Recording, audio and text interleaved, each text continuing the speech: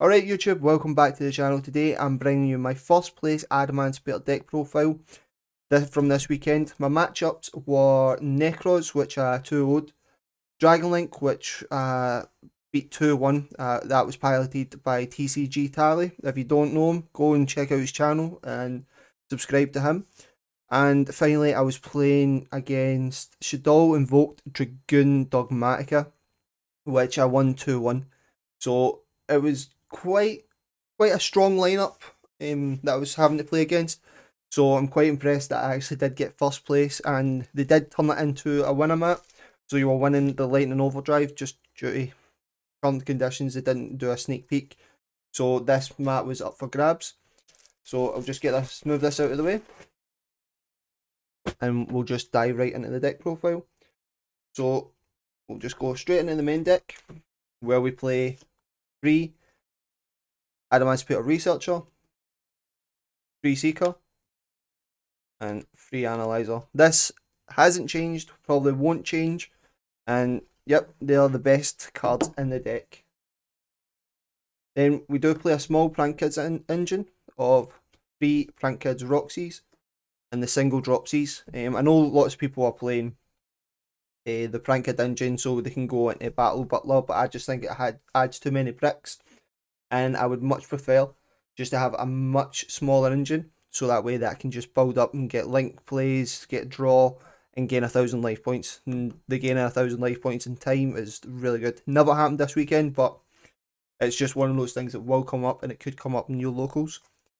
So those are the main normal summons, is the Roxys and also 2 Doki Dokis. I've cut down Doki Doki just because we do play the Prank Kids engine, and theoretically, we do get more off of the Roxys than we would on the Doki Doki, as long as we can get into Adamancipator monster to start excavating. Then we play 3 Wakameru Supplier and 3 Guardian. So make sure that we don't get Nibiru'd. And this card was absolutely stuck to me this weekend. In one match against Tally, the Dragonlink player, I actually summoned all 3 of these in the one turn, just off excavations. It was my only hits, and we still came out with a win there, boys. And a new addition for me is 2 Parallel Xyz. I don't think 3 is the correct number. I think 2 is just a sweet spot, because I think you just end up excavating a lot more the third copy, or seeing it in your excavations a lot more. So I would much prefer it just to be at 2, and then if we draw it, then we can go into Garland Granite, search out the Researcher or any other rock monster that we really want. Sometimes I was actually searching out the Supplier, just so that when I did link off or whatever, I could chain block as well with the Supplier. So it does really come up. One card that I'm playing that no one else seems to play is the Xeno Guitar. I really like this card. It's a level 4, it's a rock, and also it helps you regenerate some resources and also stack the deck, because when this card leaves the field, you can target one rock monster in your graveyard, add it to your hand, and then place 1 card on top of the deck. So you can set up an excavation for your Wrap type or your drag out, whatever point you're actually in. And also it means that you can get Researcher, you can get Analyzer back to your hand just for the next turn. That's what I think that we've been missing since Block Dragons went off into the ban list. So I really would recommend trying it at 1, and it's just, you can't really go wrong with it. Then we play the 1 Revival Column as well. Hand traps, I play 3 Ash Blossom, 3 Gamma, and the 1 Driver. So in one of the matches, I actually made the Lambda, just bluffing that I had a Gamma, and I had 3 other monsters. It was a Crystal Wing, a Dweller, and I think it was the Dododo. Yeah, it was Dododo, and the Dragonlink player used Levy and Air to pop the 3 back, leaving me with he had to use his battle phase because I had a Quackomeru Guardian on the field, so I was left with a Lambda. I had a Analyzer in hand that I had added back from the Xeno Guitar, and he ended on this field, so he was just going to bounce whatever I had So I was just going to have to lose my battle phase, and then I drew into the Gamma. So I used normal summoned the Analyzer, used the effect, he used Seal. I just gammaed and then went into Access Code and Savage Dragon just to make sure that I had a negation. So it really did come up.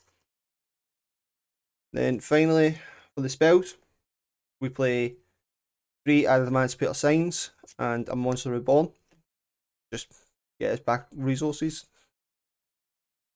Then we play the 2 Miracle Ruptures and the 1 single Emergency Teleport. So this actually did not come up at all this tournament, but in the previous tournament, the week before, where I got first place with this list as well, this came up a lot, and just being able to getting out the Gamma was really good for being able to go into Raptite. If we only had like a level 4 in our hand, we didn't have any access to any other extension. It was superb. And then the final card is the 1 trap card, Phantom Knights of Shade Brigadine. It's just a level 4, helps us get into Garland Granite or synchro into other things. We'll move on to the extra deck. So extra deck wise, we are playing the 1 Dragite. It's amazing. Just the bounce effect is unbelievable, and with the Frank Dungeon, being able to have waters in the graveyard to make sure it is a live negation, just really complements the entire deck.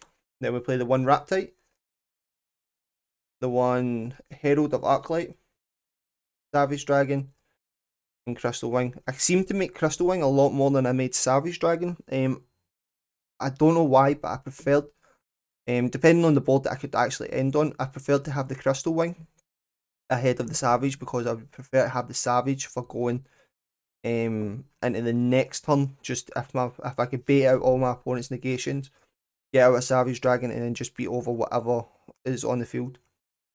When we'll play the 1 Garland Granite and the 1 Dweller. Dweller, I put in some amount of work on Saturday. It was amazing. I always made sure that I ended my first turn board with the Dweller, because if you don't know what you're playing against, Dweller's always a great floodgate just to end on. Then we'll move on to the Link Monsters.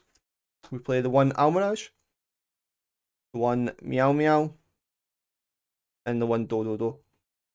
Just to use with the Franka Dungeon. Then we use Crystron Hulk of Fibrax. I'll be honest with you, I hardly ever used Hulk in the entire tournament. I think I summoned him once or twice, and that was just to go into a Unicorn, and then I'd already had a monster on the field. Get out the Gamma, go into Unicorn, and then go into the Access Code Talker, just to make sure that I had a Link free in the graveyard. That's really the only time that I used Hulk at all. I also play the 1 Lambda, as I've already explained, it helped me win a match. The 1 Unicorn, then on to the Link 4s, 1 Appaloosa, and 1 Access Code Talker. So Access Code Talker was phenomenal this entire weekend. Just popping back row, popping monsters, can't be responded to. It is such a good card. It is the one card that I understand why it merits its high price tag. Like that and the Dear Servant, I understand why they're so expensive. And Access Code Talker is one of my favourite cards. Just see, because we haven't really had live tournaments since Access Code Talker's been out, it's one of those ones you haven't noticed how good he actually is until you're in face-to-face play, and he is phenomenal. And I'll give you my side deck as well. So monsters, we play the 1 Pragotops, 2 Drone Lockbird, and 2 Nibiru. So the reason why I play 2 each is because I like to also side Tactical Talents in. I just feel like having, if you're unsure if you're going to go first, second, just depending on your matchups, because most of the time I would actually bluff and set up for going second and let my opponent go first, just for the simple fact is I knew that I would stack my hand traps in, my going second cards, and just to try and smokescreen, letting them know what turn they're going to be on, and I think triple tactical talents is amazing just to side down if you don't know if your opponent's going to do that. And I just feel like it balances out these to make them just as useful, and yeah, it's just my logic on it. Might not make sense to a lot of people, but it made sense to me. Play 3 Dark Ruler no more. This card's phenomenal. I think I only used it once or twice. I used it this weekend. I can't really remember, but it's just an amazing card. Then for the back row hate, we play 3 Twin Twisters, 1 Harpies, and 1 Red Reboot. I decided to go with Twisters over the Cosmic Cyclone because if we're going against Dogmatica Invoked, I'd prefer to have a Twin Twister to be able to take out the Punishment and the Schism, especially if we can bait out the Schism early enough, we can chain it so they can't actually activate it, or it can't fully resolve. So I do really like that, but I feel Cyclone in a meta that Outreach is just as good. I feel like it could be better, but with the Twin Twisters, 9 times out of 10, you're going to be able to make a board that can OTK anyway, so I don't really think it makes much of a difference, especially in a deck like this. Red Reboot, never sided it in this weekend because obviously the matchups, and the Harpies Feather Duster are the exact same, but they are just blowout cards for back row. But that is the deck profile, everyone. I hope you did enjoy it. If you haven't already, please remember to subscribe to the channel. It really does help out. Please like, comment, and subscribe. I'll just actually ask to do that now. And even if it's just a comment saying well done, whatever you want to do, it helps with the algorithm of the channel, which is really what we would want to start boosting up. So yep, I've already mentioned my matchups, and also I want to say down in the description below you'll actually see links to my Twitter page, my Instagram page, and recently I've just started a Discord as well.